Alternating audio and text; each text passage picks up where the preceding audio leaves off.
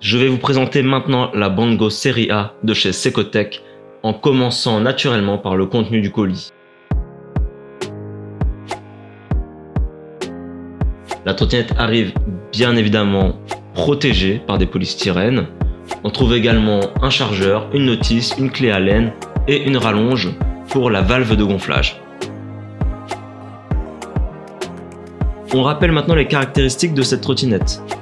On a un moteur de 700 watts. 700 watts pour ce calibre de trottinette, c'est au-dessus de la moyenne. Ce moteur devrait donc nous offrir de bonnes reprises. On a également une batterie de 6,4 Ah qui offre une autonomie théorique de 25 km. Et enfin, on a une promesse de vitesse maximale de 25 km/h. Je vous invite à regarder mes différents tests durant lesquels je vérifie les performances réelles de la trottinette. Passons maintenant au montage. 3 étapes toutes simples. D'abord, on visse les poignets.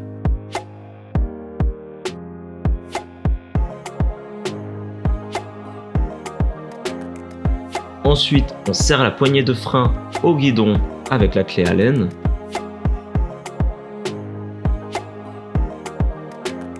Et pour finir, on gonfle un bon coup les pneus. Sur le plan design, on voit tout de suite 2 points forts différenciants sur cette trottinette, et assez rare dans le commerce. Le gros point fort de cette trottinette, c'est sa batterie interchangeable.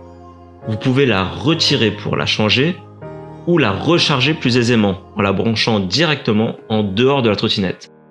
Évidemment, vous pouvez également brancher la trottinette comme n'importe quelle trottinette classique. Les deux modes fonctionnent.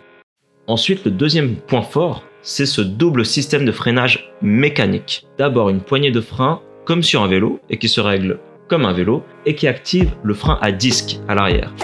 Ensuite, on a un deuxième système de freinage, c'est en appuyant sur le garde-boue pour venir faire pression sur la roue arrière et donc la freiner. Ce double freinage promet d'être efficace. On passe rapidement sur le cadran, très simple d'usage. Un bouton pour allumer et éteindre la trottinette et un autre pour changer de mode de conduite et basculer entre le mode éco, normal ou sport. Toujours sur le design, on voit aussi que le système de pliage est simple à prendre en main. En revanche, une fois pliée, la trottinette a une forme légèrement triangulaire et elle est donc moins compacte que certaines de ses concurrentes.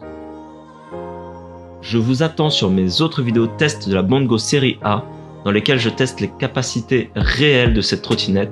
On va aller beaucoup plus loin et je vous recommande également de consulter ma dernière vidéo dans laquelle je donne un avis général sur cette trottinette.